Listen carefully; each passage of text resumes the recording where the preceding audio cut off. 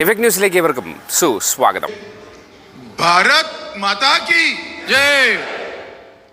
अरे भाई, इतनी बड़ी प्रचंड विजय हुई है, ऐसी आवाज नहीं चलेगी. ഇത്രയും വലിയ വിജയത്തിന് ഈ ശബ്ദം പോരാ, ഇതിലും ഉറക്കെ. मेरे साथ दोनों हाथ उठाइए जरा, ऊपर नीचे सभी जगह पे. എല്ലാവരും മുകളിലും താഴെയും ഇരിക്കുന്ന എല്ലാവരും രണ്ട് കൈകളും ഉയർത്തുക. विकसित केरलम के संकल्प की मुट्ठी बींचिए വികസിത കേരളം എന്ന സങ്കല്പം മനസ്സിലേക്ക് ആവാഹിച്ചുകൊണ്ട് और प्रचंड आवाज से बोलिए, ഉജ്ജ്വലമായ भारत माता की ജയ്. वंदे മാതരം वंदे. മാതരം.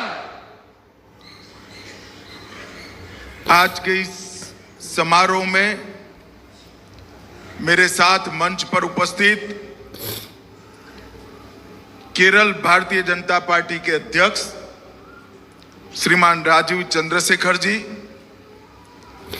मोदी जी की मंत्री परिषद में मेरे साथी श्री जॉर्ज कुरियन जी,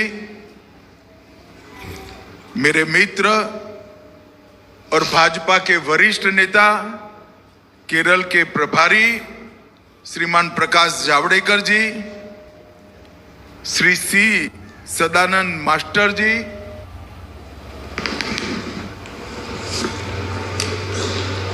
मेरे साथ बोलिए, भारत माता की ജയ്. अरे भाई, इतनी बड़ी प्रचंड विजय हुई है, ऐसी आवाज नहीं चलेगी. ഇത്രയും വലിയ വിജയത്തിന് ഈ ശബ്ദം പോരാ, ഇതിലും ഉറക്കെ.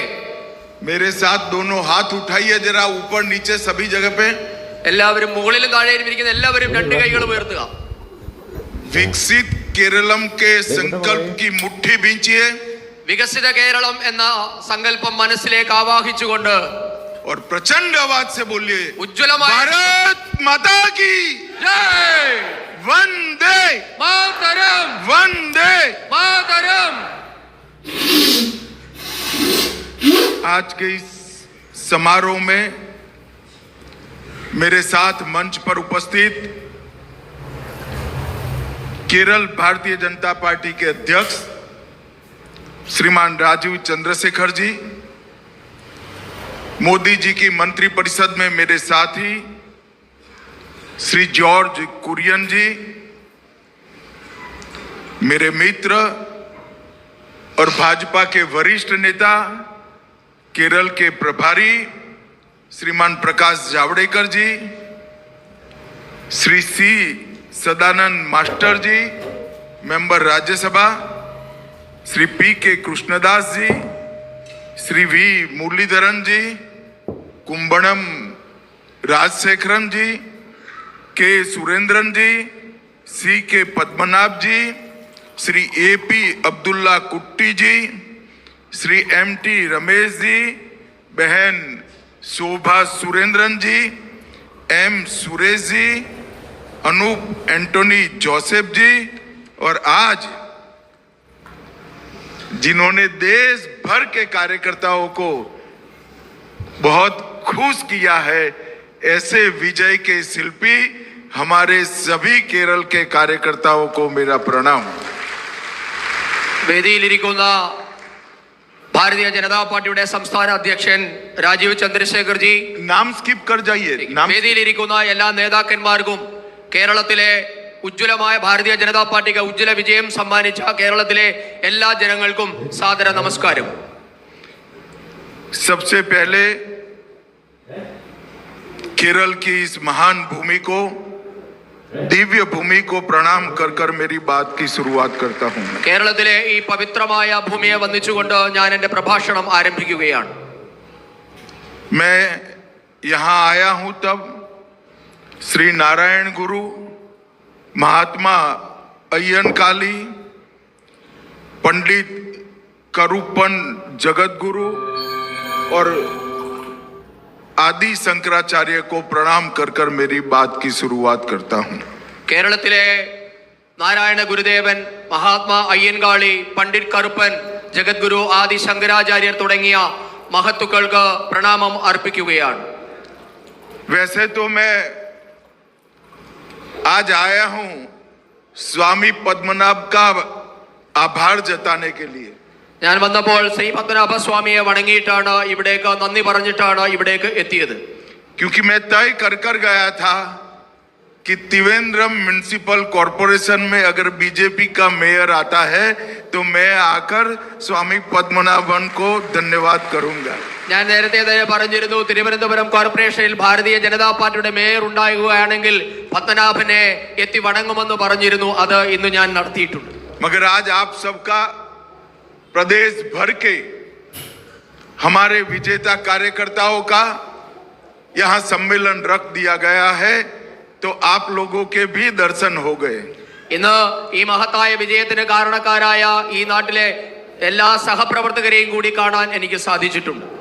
मैं आज आप सभी को देश के प्रधानमंत्री जी, भाजपा के राष्ट्रीय अध्यक्ष और देश भर के करोड़ों भारतीय जनता पार्टी के कार्यकर्ताओं की ओर से बहुत बहुत अभिनंदन देना चाहता हूं.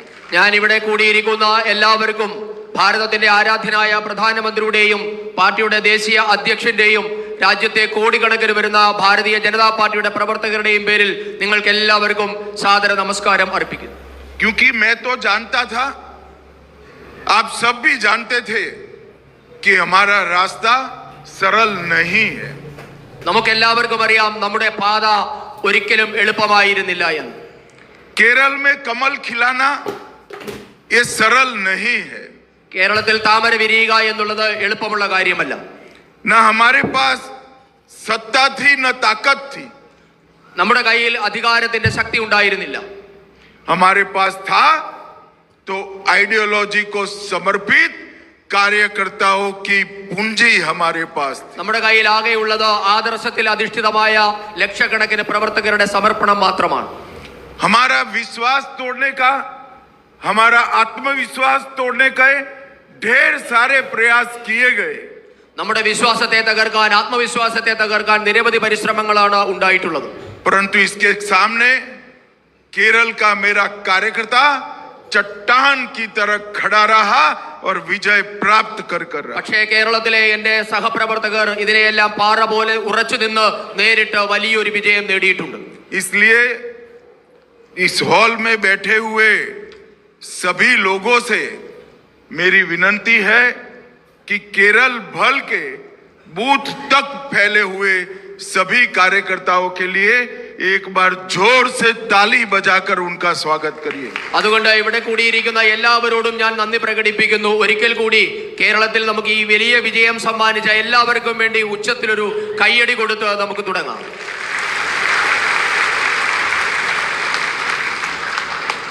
मित्रों, ये विजय हमारा लक्ष्य नहीं है. സുഹൃത്തുക്കളെ, നമ്മുടെ ലക്ഷ്യം ഈ വിജയം മാത്രമല്ല. लक्ष्य तक पहुंचने का एक पड़ाव है. നമുക്ക് ലക്ഷ്യത്തിലേക്ക് എത്താൻ ഇനിയും പടവുകൾ കയറേണ്ടതുണ്ട്. हमारा अंतिम लक्ष्य है कमल निशान की केरल में सरकार बनाना, भाजपा का मुख्यमंत्री लाना. നമ്മുടെ ലക്ഷ്യം താമര അടയാളത്തിൽ വിജയിച്ച് കേരളത്തിന്റെ ഭരണം നേടി കേരളത്തിൽ ഭാരതീയ ജനതാ പാർട്ടിയുടെ മുഖ്യമന്ത്രി ഉണ്ടാവുക എന്നത്. हमारा लक्ष्य है केरल को पूर्ण विकसित बनाना. നമ്മുടെ ലക്ഷ്യം കേരളത്തെ സമ്പൂർണ്ണമായി വികസിപ്പിക്കുക എന്നതാണ്. केरल को देश विरोधी ताकतों से सुरक्षित करना. ദേശദ്രോഹികളിൽ നിന്നും കേരളത്തെ സംരക്ഷിക്കുക എന്നതാണ്. और केरल के अंदर जो सदियों से आस्था की ताकत है, वो आस्था की ताकत की भी रक्षा करना. കേരളത്തിൽ വർഷങ്ങളായി നിലനിൽക്കുന്ന വിശ്വാസത്തെ സംരക്ഷിച്ച് എല്ലാവർക്കും വിശ്വാസം ഉറപ്പുവരുത്തുക എന്നതാണ്. और ये तीनों काम हम सब जानते हैं, और केरल की जनता भी मानती है कि तीनों काम यूडीएफ और एलडीएफ नहीं कर सकते हैं. केवल नरेंद्र मोदी जी के नेतृत्व में एनडीए ही ये काम कर सकता है. നാം ഈ പറഞ്ഞ മൂന്ന് കാര്യങ്ങളും നടപ്പാക്കാൻ LDF-നോ UDF-നോ സാധിക്കില്ല എന്ന് കേരളത്തിലെ ജനങ്ങൾക്കറിയാം. ഭാരതീയ ജനതാ പാർട്ടിക്ക്, നരേന്ദ്രമോദിജി നേതൃത്വം കൊടുക്കുന്ന ഭാരതീയ ജനതാ പാർട്ടിക്ക് മാത്രമേ ഈ മൂന്ന് കാര്യങ്ങളും നമുക്ക് നേടിത്തരാൻ സാധിക്കുകയുള്ളൂ. नरेंद्र मोदी जी ने देश के सामने 2047 तक, 2047 तक इस देश को विकसित भारत बनाने का स्वप्न रखा है. 2047 ആകുമ്പോഴേക്കും ഈ നാടിനെ ഒരു വികസിത ഭാരതമാക്കി മാറ്റുക എന്ന ലക്ഷ്യമാണ് നരേന്ദ്രമോദിജി നമ്മുടെ മുൻപാകെ വെച്ചിട്ടുള്ളത്. मैं आज केरल की जनता को कहने आया हूं, विकसित भारत का रास्ता विकसित केरलम होकर ही जाता है. ഞാൻ കേരളത്തിലെ ജനങ്ങളോട് പറയാൻ ആഗ്രഹിക്കുന്നു, വികസിത ഭാരതം എന്ന ലക്ഷ്യം വികസിത കേരളത്തിൽ കൂടി മാത്രമേ സാധ്യമാവുകയുള്ളൂ. एलडीएफ और यूडीएफ के मैच फिक्सिंग ने अपार संभावनाओं वाले इस राज्य को स्थगित कर रख लिया है. अजीब प्रकार की स्टैग्नेंसी का अनुभव हमारा केरल कर रहा है. എൽഡിഎഫും യുഡിഎഫിന്റെയും തമ്മിലുള്ള പരസ്പരമായ സഹകരണം മാച്ച് ഫിക്സിംഗ് മൂലം കേരളത്തിന്റെ വികസനം അടക്കമുള്ള കാര്യങ്ങൾ ഇന്ന് സ്തംഭിച്ചു നിൽക്കുകയാണ്. हमारे दोनों विरोधी ग्रुप, दोनों विरोधी गठबंधन एक गठबंधन जरूर आपस में करे हैं. हम आए तो हम भ्रष्टाचार करें, आप आओ तब आप करो, एक दूसरे को हम कभी नहीं पकड़ेंगे. നമ്മുടെ രണ്ട് എതിരാളികളാണ് എൽഡിഎഫും യുഡിഎഫും. അവർ രണ്ടുപേരും അഴിമതി അവസാനിപ്പിക്കുമെന്ന് പറയും, പക്ഷേ ഭരണത്തിൽ വന്നു കഴിയുമ്പോൾ നിങ്ങൾ നടത്തിയ അഴിമതിയെ ഞങ്ങൾ തൊടില്ല എന്നാണ് അവർ ഇത്രകാലവും ഇവിടെ നടപ്പാക്കിയത്.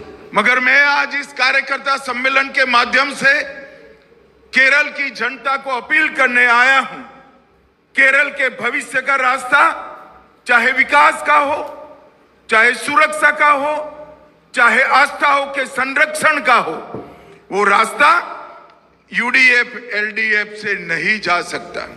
ഈ സമ്മേളനത്തിലൂടെ കേരളത്തോട് ഞാൻ പറയാൻ ആഗ്രഹിക്കുന്നു, കേരളത്തിന്റെ ഭാവി അത് വികസനമായിക്കൊള്ളട്ടെ, സുരക്ഷിതത്വമായിക്കോട്ടെ, വിശ്വാസ സംരക്ഷണമാകട്ടെ, അത് മൂന്നും നൽകാൻ എൽഡിഎഫിനും യുഡിഎഫിനും സാധിക്കില്ല എന്ന് ഈ സമ്മേളനത്തിലൂടെ ഞാൻ കേരളത്തിലെ ജനങ്ങളോട് പറയാൻ ആഗ്രഹിക്കുകയാണ്.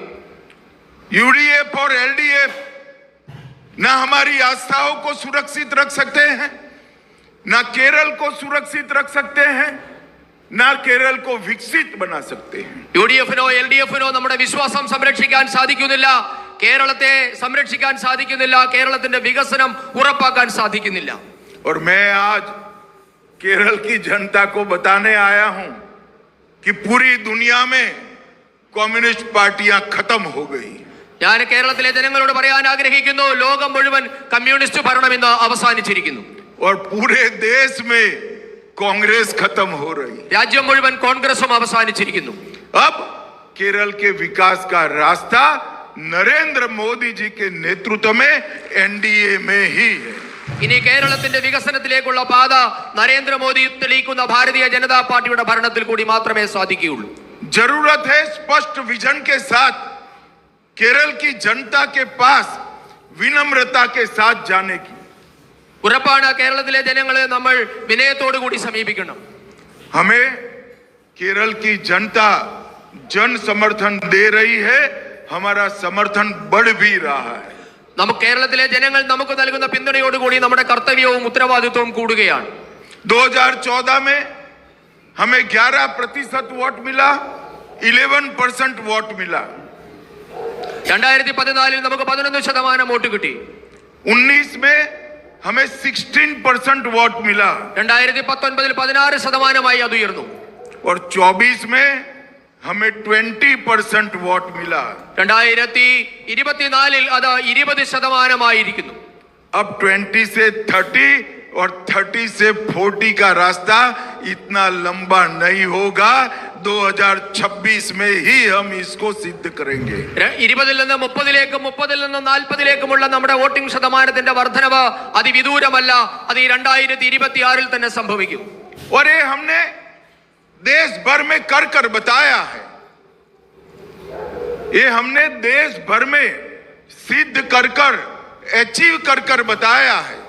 നമ്മൾ രാജ്യത്തെ മുഴുവൻ സീറ്റ് നേടിക്കൊണ്ട് ഭരണം നേടിക്കൊണ്ട് നാം പറഞ്ഞു. 1984 में भाजपा की सिर्फ लोकसभा में 2 सीट थी. 1984 നമുക്ക് ലോകസഭയിൽ 2 സീറ്റ് ആയിരുന്നു ഉണ്ടായിരുന്നത്. और आज 24 में तीसरी बार नरेंद्र मोदी प्रधानमंत्री बने हैं. तीसरी बार बने. 2024 മൂന്നാമതും നരേന്ദ്രമോദി സർക്കാർ ഇന്ന് അധികാരത്തിലെത്തിയിരിക്കുകയാണ്. आसाम में हमारी 2 असेंबली सीटें थी. അസാമിൽ നമുക്ക് 2 അസംബ്ലി സീറ്റ് മാത്രമാണ് ഉണ്ടായിരുന്നത്. आज आसाम में हम 2 बार सरकार बनाकर तीसरी बार सरकार बनाने जा रहे हैं। ഇന്ന് അതേ ആസാമിൽ നാം തുടർച്ചയായി 2 തവണ അധികാരത്തിലെത്തിയിട്ട് 3-ാം തവണ അധികാരത്തിലേക്ക് എത്താൻ പോവുകയാണ്. मणिपुर में हमारी एक भी सीट नहीं थी। മണിപ്പൂരിൽ നമുക്ക് ഒരു സീറ്റ് പോലും ഉണ്ടായിരുന്നില്ല. हमने 2 बार सरकार बनाई। 2 തവണ നാം അവിടെ സർക്കാർ ഉണ്ടാക്കി. त्रिपुरा में हमारी एक भी सीट नहीं थी। हमने 2 बार त्रिपुरा में सरकार बनाई है। ത്രിപുരയിലും നമുക്ക് ഒരു MLA പോലും ഉണ്ടായിരുന്നില്ല. പക്ഷേ തുടർച്ചയായി 2 തവണ ഭാരതീയ ജനതാ പാർട്ടി അവിടെ അധികാരത്തിലെത്തി. और उत्तर प्रदेश में हमारे पास 400 में से सिर्फ 25 सीटें थी। वहां पर हमने 2 बार सरकार बनाने का काम किया है। ഉത്തർപ്രദേശിലും നമുക്ക് 400 out of 425 seats. 400 സീറ്റ് ഉണ്ടായിരുന്നതിൽ 25 എണ്ണം മാത്രമാണ് ഉണ്ടായിരുന്നത്. പക്ഷേ അവിടെ വീണ്ടും നാം തുടർച്ചയായി 3 തവണ അധികാരത്തിലെത്തിയിരിക്കുന്നു. और मित्रों, अब बारी केरल की है। इस बार केरल में निश्चित रूप से भारतीय जनता पार्टी का मुख्यमंत्री बना। സുഹൃത്തുക്കളെ, അതുകൊണ്ട് ഇനി കേരളത്തിന്റെ അവസരമാണ്. ഈ 2024 ഇത്തവണ തീർച്ചയായും നാം കേരളത്തിലും അധികാരത്തിലെത്തും. केरल में ये बदलाव सिर्फ शहर तक सीमित नहीं है। കേരളത്തിലെ ഈ മാറ്റം अर्बन एरिया तक सीमित नहीं। കേരളത്തിലെ ഈ മാറ്റം നഗരപ്രദേശങ്ങളിൽ മാത്രമുള്ള ഒരു മാറ്റമല്ല. हमने 30 ग्राम पंचायतें जीती है। നാം 30 ഗ്രാമപഞ്ചായത്തുകൾ വിജയിച്ചു കഴിഞ്ഞിരിക്കുന്നു. 2 म्युनिसिपालिटी जीती है। 2 മുനിസിപ്പാലിറ്റികളിൽ അധികാരത്തിലെത്തി. और तिरुवनंतपुरम में हमारा मेयर आज त्रिवेंद्रम की सेवा कर रहा है। തിരുവനന്തപുരം കോർപ്പറേഷനിലും നാം നമ്മുടെ മേയറിലൂടെ അധികാരത്തിലെത്തിയിരിക്കുന്നു. 79 इकाइयों में हम सेकंड प्लेस पर रहे हैं। 79 വാർഡുകളിൽ നാം 2-ാം സ്ഥാനത്തെത്തിയിരിക്കുന്നു. और 79 പഞ്ചായത്തുകളിൽ നാം 2-ാം സ്ഥാനത്തെത്തിയിരിക്കുന്നു. और आज त्रिवेंद्रम में हम भाजपा का मेयर देख रहे हैं। कल केरल में भाजपा का मुख्यमंत्री देखने का समय है। ഇന്ന് തിരുവനന്തപുരത്ത് ഭാരതീയ ജനതാ പാർട്ടിയുടെ മേയറിനെ നാം കാണുന്നു. നാളെ കേരളത്തിൽ ഭാരതീയ ജനതാ പാർട്ടിയുടെ മുഖ്യമന്ത്രിയെയാണ് നാം കാണാൻ പോകുന്നത്. ये जो यात्रा है विजय की, ഇത് വിജയത്തിന്റെ യാത്രയാണ്. वो हमारे सैकड़ों कार्यकर्ता जिन्होंने अपना सर्वस्व बलिदान किया, इनके बलिदान के बल पर ये भारतीय जनता पार्टी का विजय संभव हुआ है। ഇത് നമ്മുടെ നൂറുകണക്കിന് പ്രവർത്തകരുടെ ജീവത്യാഗത്തിന്റെ ഫലമായി കൂടി ഉണ്ടായ വിജയമാണ്. हमारे हजारों कार्यकर्ता ने अन्यायी शासन के जुर्म से महीनों सालों जेल में गुजारे हैं। इनके और इनके परिवारों के बलिदान पर ये विजय आज हमें प्राप्त हो रही है। നമ്മുടെ ആയിരക്കണക്കിന് പ്രവർത്തകരാണ് ഈ ദുർഭരണത്തിന്റെ കീഴിൽ മാസങ്ങളും വർഷങ്ങളും അനധികൃതമായി തടവിൽ കഴിഞ്ഞിരിക്കുന്നത്. അവരുടെ കുടുംബങ്ങൾ അനുഭവിച്ച ത്യാഗത്തിന്റെയും കൂടി ഫലമാണ് നാം ഇന്ന് നേടിയിട്ടുള്ള ഈ വിജയം. आज मैं बड़ी विनम्रता के साथ भारतीय जनता पार्टी की ओर से हमारे विजय को वो बलिदानी कार्यकर्ता और सैकड़ों वो कार्यकर्ता जिन्होंने जेल काटी है, उनके परिवारजनों को समर्पित करना चाहता हूं। ഈ വിജയം കേരളത്തിലെ നൂറുകണക്കിന് ബലിദാനികളുടെയും ജയിലിൽ കഴിയുന്ന നൂറുകണക്കിന് പ്രവർത്തകരുടെയും അവരുടെ കുടുംബത്തിനും ഞാൻ വിനയത്തോടു കൂടി സമർപ്പിക്കുകയാണ്. मित्रों, केरल के विकास इस तरह से एक मार्गी नहीं हो सकता। കേരളത്തിന്റെ വികസനം ഇങ്ങനെ സംഭവിക്കില്ല. ഇങ്ങനെ പോയാൽ പോരാ. केरल का विकास संतुलित होना चाहिए, बैलेंस होना चाहिए। കേരളത്തിന്റെ വികസനം എന്നുള്ളത് സന്തുലിതമായ വികസനമാകേണ്ടതുണ്ട്. एलडीएफ यूडीएफ की सरकार केरल के हमारे भाई बहन जो विदेश में काम करते हैं, उनके भेजे गए पैसों से संतुष्टि प्राप्त करते हैं। ഈ LDF-ന്റെയും UDF-ന്റെയും ഭരണത്തിന് കീഴിൽ അല്ലെങ്കിൽ കേരളത്തിൽ നിന്ന് വിദേശത്ത് പോയിട്ടുള്ള ചെറുപ്പക്കാർ അയക്കുന്ന പണം കൊണ്ടാണ് കേരളത്തിന്റെ പല കുടുംബങ്ങളും ഇന്ന് സന്തോഷത്തോടു കൂടി കഴിയുന്നത്. हमारे भाई जो विदेश में काम कर रहे हैं और यहाँ पैसा भेज रहे, इसका मैं स्वागत करता हूँ, उनके परिश्रम का भी स्वागत करता हूँ। കേരളത്തിലെ സഹോദരങ്ങൾ വിദേശത്ത് പോയി കഷ്ടപ്പെട്ട് കേരളത്തിലേക്ക് പണം അയക്കുന്നുണ്ട്. അതിനെ നാം സ്വാഗതം ചെയ്യുന്നു, അവരുടെ കഷ്ടപ്പാടിനെ അംഗീകരിക്കുന്നു. परंतु मैं एलडीएफ यूडीएफ को पूछना चाहता हूँ, എങ്കിലും ഞാൻ LDF-നോടും UDF-നോടും ചോദിക്കാൻ ആഗ്രഹിക്കുന്നു, जिनके परिवार में से कोई विदेश से पैसा भेजने वाला नहीं है, इसकी चिंता करने की केरल की सरकार की जिम्मेदारी है या नहीं है? ഈ ഏതെങ്കിലും കുടുംബങ്ങളിലേക്ക് വിദേശത്തിന്റെ പണം വന്നിട്ടില്ല എങ്കിൽ അത് वो लाखों करोड़ों लोग गरीब हैं, उनकी जीवन में सुधार लाने की जिम्मेदारी किसकी है? അവരുടെ ജീവിതത്തിലെ നന്മ കൊണ്ടുവരാൻ, അവരുടെ ജീവിതത്തിൽ പ്രകാശം കൊണ്ടുവരേണ്ട ഉത്തരവാദിത്വം ആർക്കാണുള്ളത് എന്നാണ് ഞാൻ ചോദിക്കുന്നത്. आज मैं केरल की जनता को कहने आया हूं, जहां जहां भारतीय जनता पार्टी का शासन आया, एनडीए का शासन आया, जहां चाहे बिहार हो, यूपी हो, मध्य प्रदेश हो, छत्तीसगढ़ हो या राजस्थान, ये बीमारू राज्यों को भारतीय जनता पार्टी और एनडीए ने विकसित राज्य बनाया है. ഞാൻ കേരളത്തിലെ ജനങ്ങളോട് പറയാൻ ആഗ്രഹിക്കുന്നു, നേരത്തെ ബീമാരി സ്റ്റേറ്റുകൾ എന്നറിയപ്പെട്ടിരുന്ന ബീഹാർ ആയാലും ഉത്തർപ്രദേശ് ആയാലും മധ്യപ്രദേശ്, രാജസ്ഥാൻ, ഛത്തീസ്ഗഡ് എന്നീ സംസ്ഥാനങ്ങളിലൊക്കെ ഭാരതീയ ജനതാ പാർട്ടി അധികാരത്തിലെത്തിയപ്പോഴാണ് അവിടെയെല്ലാം വികസനം ഉണ്ടായത്. हमारे नेता और देश के प्रधानमंत्री नरेंद्र मोदी जी ने एक बैलेंस डेवलपमेंट मॉडल दुनिया के सामने रखा है. നമ്മുടെ ആരാധ്യനായ പ്രധാനമന്ത്രി മോദിജി ലോകത്തിന് മുൻപിൽ ഒരു സന്തുലിതമായ വികസന മാതൃകയാണ് അവതരിപ്പിച്ചത്. जिस मॉडल के अंदर भारत के अर्थतंत्र को प्रगति से आगे ले जाना तो शामिल है ही, ആ മാതൃക ഭാരതത്തിന്റെ സമ്പദ് വ്യവസ്ഥയെ പൂർവാധികം ശക്തിയോടെ മുൻപോട്ടേക്ക് കൊണ്ടുപോയി. उस मॉडल के अंदर देश के इंफ्रास्ट्रक्चर को वर्ल्ड क्लास बनाना शामिल है ही. ആ മാതൃക കൊണ്ട് രാജ്യത്തിന്റെ അടിസ്ഥാന സൗകര്യ മേഖല ലോക നിലവാരത്തിലേക്ക് ഉയർത്തപ്പെട്ടു. उस मॉडल में देश को मैन्युफैक्चरिंग का हब बनाना शामिल है ही. ആ മാതൃക മൂലം നമ്മുടെ രാജ്യം ഇന്ന് ലോകത്തിന്റെ നിർമ്മാണത്തിന്റെ കേന്ദ്രമായി മാറിയിരിക്കുന്നു. स्टार्टअप, पेटेंट रजिस्ट्रेशन और इनोवेशन तीनों के लिए बहुत बड़ा प्लेटफॉर्म हमारे मॉडल ने देश के युवाओं को उपलब्ध कराया है. സ്റ്റാർട്ടപ്പിന്റെ മേഖലയിലും പേറ്റന്റുകൾ കരസ്ഥമാക്കുന്ന മേഖലയിലായാലും പുതിയ കണ്ടുപിടുത്തങ്ങളുടെ കാര്യത്തിലായാലും ഈ മാതൃക കൊണ്ട് നമ്മുടെ രാജ്യത്തെ യുവാക്കൾക്ക് കൂടുതൽ അവസരങ്ങൾ കിട്ടി, കൂടുതൽ വികസനത്തിലേക്ക് എത്തി. परंतु साथ में देश के 60 करोड़ गरीबों में से 27 करोड़ गरीबों को गरीबी रेखा के बाहर भी हमने निकाला है. അതോടൊപ്പം തന്നെ ഈ രാജ്യത്തെ 37 കോടി ജനങ്ങളെ അതിദാരിദ്ര്യത്തിൽ നിന്ന് നമ്മുടെ സർക്കാർ മോചിപ്പിച്ച് ദാരിദ്ര്യരേഖയ്ക്ക് മുകളിലേക്ക് എത്തിച്ചു. देश के 60 करोड़ गरीबों को घर में बिजली, गैस का सिलेंडर, पानी का कनेक्शन, प्रति व्यक्ति प्रति माह 5 किलो अनाज और 5 लाख तक का मुफ्त इलाज देकर नरेंद्र मोदी जी ने 60 करोड़ गरीबों के जीवन में उजाला लाने का काम किया है.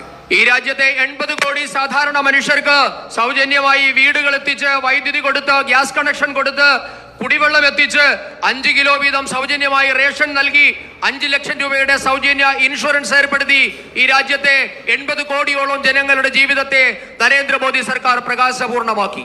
केरल को भी चाहिए कि रेमिटेंस आधारित एक मार्गी विकास की कल्पना छोड़कर केरल के हर नागरिक के विकास का प्लानिंग करने की. കേരളത്തിലും നമുക്ക് ഈ വിദേശത്ത് നിന്ന് വരുന്ന ഫണ്ടിന്റെ അല്ലെങ്കിൽ ബാങ്കിംഗ് മൂലമുണ്ടായ വികസനത്തിന് അപ്പുറത്തേക്ക് സമഗ്രമായ ഒരു വികസനം നമുക്ക് ആവശ്യമായിട്ടുണ്ട്. മണി ഓർഡർ ഇക്കോണമിയിൽ നിന്നും കേരളം മുന്നേറേണ്ടതുണ്ട്. और वो ही कल्पना है विकसित केरलम की, जिसमें हर केरल के नागरिक का विकास समाहित है. ഭാരതീയ ജനതാ പാർട്ടി മുൻപോട്ടേക്ക് വെക്കുന്ന വികസിത കേരളം എന്ന സങ്കല്പത്തിൽ ഈ സംസ്ഥാനത്തെ ഓരോ ജനങ്ങളുടെയും വികസനമാണ് ഉറപ്പുവരുത്തുന്നത്. मित्रों, मुझे बताइए, एलडीएफ और यूडीएफ, पीएफआई, जमाते इस्लामी और अब बढ़ती हुई एसडीपीआई से केरल को सुरक्षित रख सकते हैं क्या?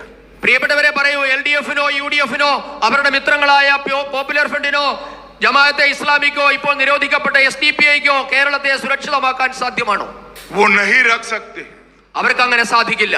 क्योंकि पीएफआई, एसडीपीआई और जमाते इस्लामी उनकी वोट बैंक है, वो उस पर कभी आघात नहीं करेंगे. കാരണം പോപ്പുലർ ഫ്രണ്ടിന്റെയും SDPI-യുടെയും ജമാഅത്തെ ഇസ്ലാമിയുടെയും വോട്ട് ബാങ്കിന്റെ അടിസ്ഥാനത്തിലാണ് ഈ രണ്ട് മുന്നണികളും പ്രവർത്തിക്കുന്നത്.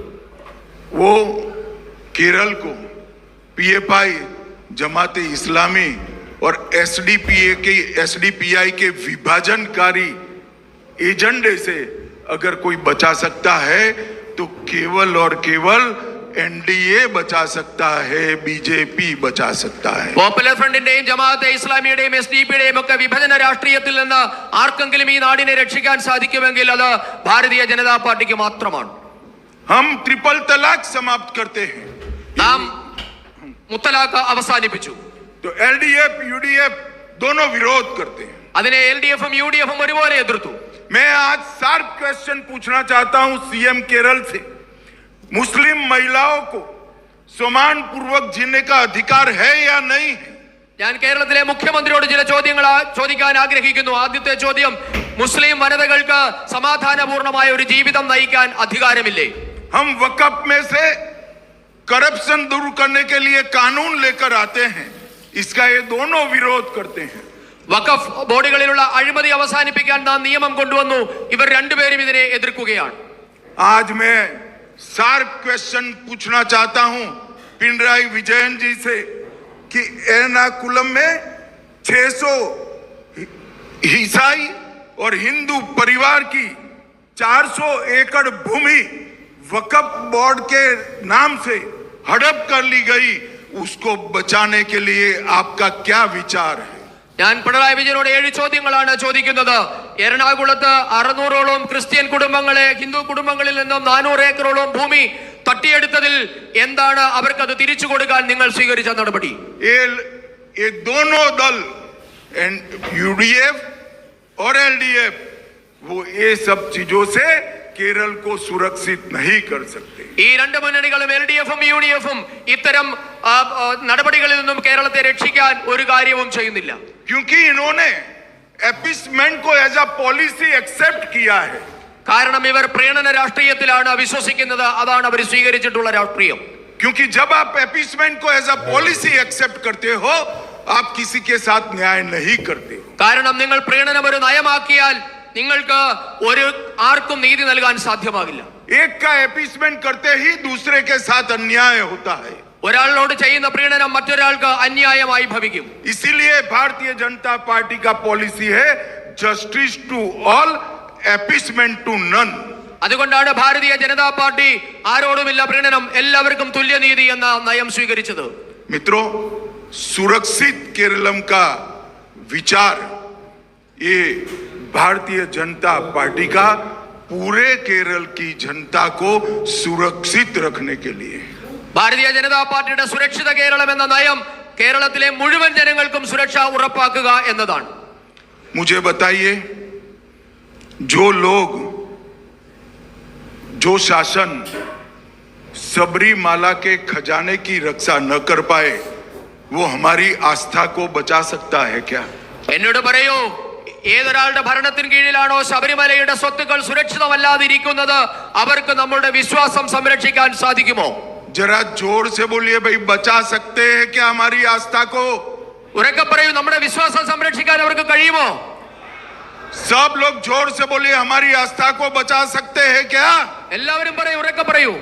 केरल की मूल आस्था का संरक्षण अगर कोई कर सकता है तो केवल और केवल भारतीय जनता पार्टी कर सकती है. കേരളത്തിൽ ആർക്കെങ്കിലും വിശ്വാസം സംരക്ഷിക്കാൻ സാധിക്കുമെങ്കിൽ അത് ഭാരതീയ ജനതാ പാർട്ടിക്ക് മാത്രമേ സാധിക്കുകയുള്ളൂ. मैं आज मुख्यमंत्री केरल को कहने आया हूं, सबरीमाला के अंदर आपने देवस्थान का जो खजाना चोरी हुआ है, वो सिर्फ केरल के लोगों की आस्था का सवाल नहीं है. पूरे देश के लोग बड़ी शंका के साथ आपको देख रहे हैं. എനിക്ക് കേരളത്തിലെ മുഖ്യമന്ത്രിയോട് പറയാനുള്ളത്, ഇന്ന് നിങ്ങൾ ശബരിമലയിൽ നിന്ന് കൊള്ളയടിച്ച സ്വർണമുണ്ടല്ലോ, ശബരിമല ദേവസ്ഥാനത്ത് നടത്തിയ കൊള്ളയുണ്ടല്ലോ, അത് കേരളത്തിലെ വിശ്വാസത്തിന്റെ, മലയാളികളുടെ വിശ്വാസ കാര്യം മാത്രമല്ല, മുഴുവൻ രാഷ്ട്രത്തിനും അതിൽ ആശങ്കയുണ്ട്. മുഴുവൻ രാഷ്ട്രത്തിന്റെയും വിശ്വാസത്തെയാണ് നിങ്ങൾ ഹനിച്ചത്. मैंने एफआईआर को देखा है, जिस प्रकार से एफआईआर ड्राफ्ट की गई है उसी में ही दोषियों को बचाने का वायरस डाला हुआ है. ഞാൻ ആ എഫ്ഐആർ കണ്ടതാണ്. ഇവിടെ കേരളത്തിൽ എടുത്തിട്ടിരിക്കുന്ന ആ എഫ്ഐആറിനകത്തു തന്നെ പ്രതികളെ സംരക്ഷിക്കാനുള്ള എല്ലാ വ്യവസ്ഥയുമുണ്ട്. और आपके दो मंत्री ही जनमानस में, जनता की नजर में, शंका के घेरे में നിങ്ങളുടെ രണ്ടു മന്ത്രിമാർ അവർ ജനമനസ്സുകളിൽ നിന്ന് കുറ്റവാളികളാണ്. आप कैसे न्याय कर सकते हो? അവരെ നിങ്ങൾക്ക് എങ്ങനെയാണ് ന്യായീകരിക്കാൻ സാധിക്കുന്നത്? आप कैसे न्यूट्रल जांच कर सकते हो? അവരോട് നിങ്ങൾക്ക് न्यूट्रल जांच അവരോട് എങ്ങനെയാണ് നിഷ്പക്ഷമായ ഒരു അന്വേഷണം നിങ്ങൾക്ക് നടത്താൻ സാധിക്കുക? मित्रों, यूडीएफ भी नहीं कर सकता, യുഡിഎഫിനും ഇത് സാധ്യമാകില്ല. क्योंकि उनके भी नेतृत्व के साथ साठ गांठ के पूरा मतलब प्रूफ जनता में वायरल हुए हैं. കാരണം അവരുടെ നേതാക്കന്മാരും പ്രതികളോടൊപ്പം നിൽക്കുന്നതിന്റെ തെളിവുകൾ ഇന്ന് ജനങ്ങളുടെ ഇടയിലുണ്ട്.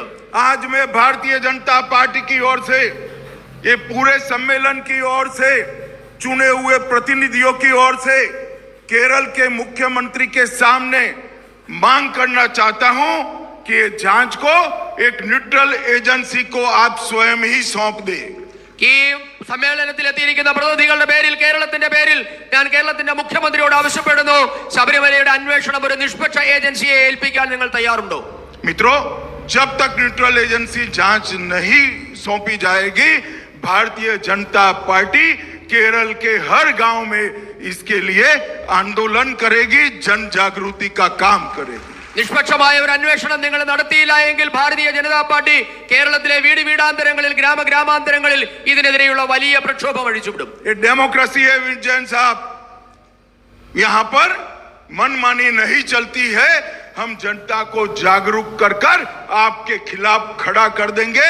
आपको न्यूट्रल जांच देनी ही पड़ेगी. പിണറായി വിജയൻ ഒരു കാര്യം മനസ്സിലാക്കണം, ഭാരതീയ ജനതാ പാർട്ടിയുടെ പ്രക്ഷോഭത്തെ തുടർന്ന് നിങ്ങൾക്ക് നിഷ്പക്ഷമായ അന്വേഷണത്തിന് വഴങ്ങേണ്ടി വരും, അന്വേഷണത്തിന് ഉത്തരവിടേണ്ടി വരും. मित्रों, ये हमारे विश्वास का, हमारी आस्था का संरक्षण नहीं कर सकते हैं. സുഹൃത്തുക്കളെ, ഇവർക്ക് നമ്മളുടെ വിശ്വാസത്തെ സംരക്ഷിക്കാൻ സാധിക്കുന്നില്ല. और जब आप पूरे केरल को विकसित नहीं बना सकते हो, पूरे केरल को सुरक्षित नहीं बना सकते हो और पूरे केरल की आस्था का संरक्षण भी नहीं कर सकते हो, तो आपको फिर से चुनकर लाने के कोई कारण उपलब्ध नहीं है. पिनराई विजयन साहब, आपका जाने का समय आ गया है. പിണറായി വിജയനോട് ഒരു കാര്യം പറയാം, നിങ്ങൾക്ക് മുഴുവൻ കേരളത്തെയും വികസിപ്പിക്കാൻ, മുഴുവൻ കേരളത്തെയും സുരക്ഷിതമാക്കാൻ, കേരളത്തിന്റെ വിശ്വാസം സംരക്ഷിക്കാൻ സാധിക്കുന്നില്ല എങ്കിൽ നിങ്ങൾ ഇറങ്ങിപ്പോകാനുള്ള അവസരമായിരിക്കുന്നു. നിങ്ങൾക്ക് തിരികെ വരാനുള്ള ഒരു അവസരവും ഇനി കിട്ടില്ല.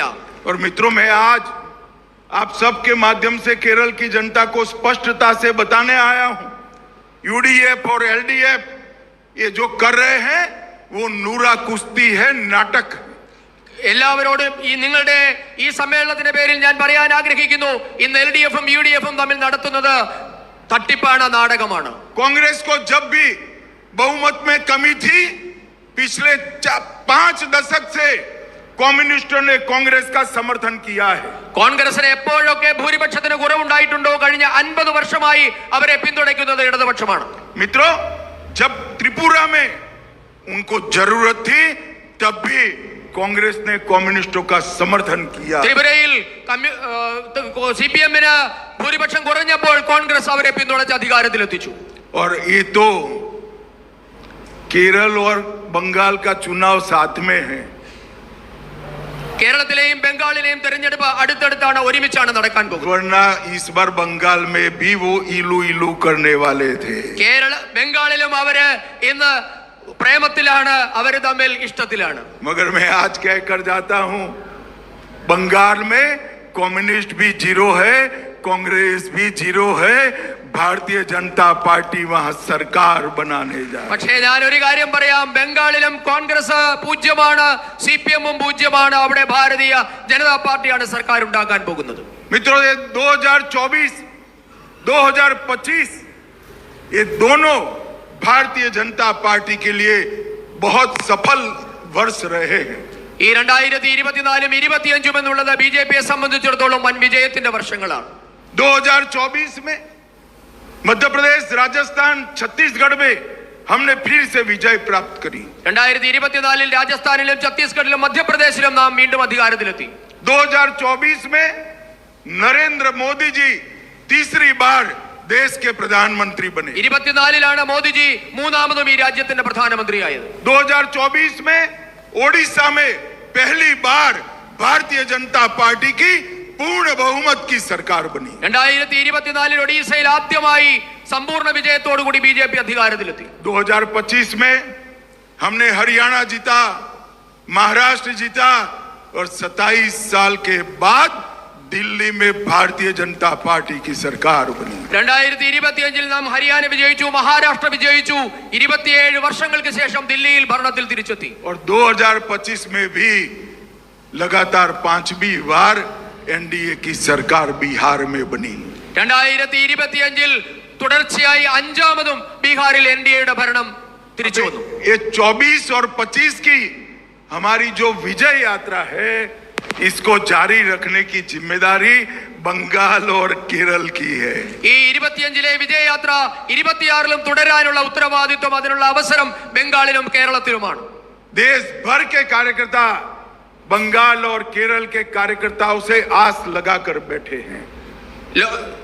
ദേശത്തിലെ രാജ്യത്തെ മുഴുവൻ പ്രവർത്തകരും ബംഗാളിലെയും കേരളത്തിലെയും പ്രവർത്തകർക്ക് പിന്തുണയുമായിട്ടുണ്ട്। मित्रों, मैं जानता हूं, जब मुझे समाचार मिला कि त्रिवेंद्रम में हम बहुमत प्राप्त करे हैं, देश भर के कई कार्यकर्ता हर्ष के आंसू के साथ रोते हुए मेरे पास समाचार आए हैं। പ്രിയപ്പെട്ടവരെ, തിരുവനന്തപുരത്ത് ഭാരതീയ ജനതാ പാർട്ടി അധികാരത്തിലെത്തുന്നു എന്ന വാർത്ത അറിഞ്ഞപ്പോൾ എനിക്ക് മനസ്സിലാക്കാൻ സാധിച്ചത് രാജ്യത്തിന്റെ വിവിധ ഭാഗങ്ങളിൽ നിന്നുള്ള പ്രവർത്തകർ സന്തോഷം കണ്ണീര് കൊണ്ട് ആനന്ദാശ്രുവോടുകൂടി സന്തോഷിക്കുന്ന കാഴ്ച എനിക്ക് കാണാൻ സാധിച്ചു। शायद उन्होंने कभी केरल नहीं देखा है, അവർ ഇന്നേവരെ ഒരുപക്ഷെ കേരളത്തിൽ എത്തിയിട്ടുണ്ടാവില്ല। मगर वो जानते हैं कि हमारे सैकड़ों कार्यकर्ताओं ने अपनी जान का बलिदान केरल में पार्टी को मजबूत करने के लिए दिया है। പക്ഷേ അവർക്കറിയാം, കേരളത്തിലെ നൂറുകണക്കിന് പ്രവർത്തകരുടെ ജീവത്യാഗത്തിന്റെ അടിസ്ഥാനത്തിലാണ് കേരളത്തിലെ പാർട്ടി കെട്ടിപ്പടുത്തിരിക്കുന്നത്, അതുകൊണ്ടാണ് വിജയമുണ്ടായത് എന്ന്। अब आप सोचिए, एक म्युनिसिपल कॉरपोरेशन जीतने से इतना आनंद होता है, तो मुख्यमंत्री जब भाजपा का बनेगा, हमारे कार्यकर्ताओं का मन कैसा होगा। ഒന്നാലോചിച്ച് നോക്കൂ, നമ്മളുടെ മുനിസിപ്പൽ കോർപ്പറേഷൻ വിജയിച്ചപ്പോൾ ഇത്ര വലിയ സന്തോഷം ഉണ്ടായിട്ടുണ്ടെങ്കിൽ കേരളത്തിൽ ഒരു ബിജെപിയുടെ മുഖ്യമന്ത്രി ഉണ്ടായാൽ രാജ്യം മുഴുവൻ ഉണ്ടാകുന്ന അന്തരീക്ഷം എന്തായിരിക്കും? ये चुनाव तक हम में से किसी को भी आराम का अधिकार नहीं है। ഈ തെരഞ്ഞെടുപ്പ് കഴിയുന്നത് വരെ അധികാരത്തിൽ തുടരാൻ ഈ തെരഞ്ഞെടുപ്പ് കഴിയുന്നത് വരെ നമ്മുടെ പ്രവർത്തകർക്ക് വിശ്രമിക്കാൻ അവസരമില്ല। हर गांव, हर बूथ के अंदर भारत माता की तस्वीर, हमारे नेता नरेंद्र मोदी की तस्वीर और कमल का फूल लेकर जाना है। ഓരോ ബൂത്തിലും ഓരോ ഗ്രാമാന്തരങ്ങളിലും താമരയുമായും നമ്മുടെ മോദിജിയുടെ ചിത്രവുമായി നമ്മുടെ പ്രവർത്തകർ കടന്നു ചെല്ലണം।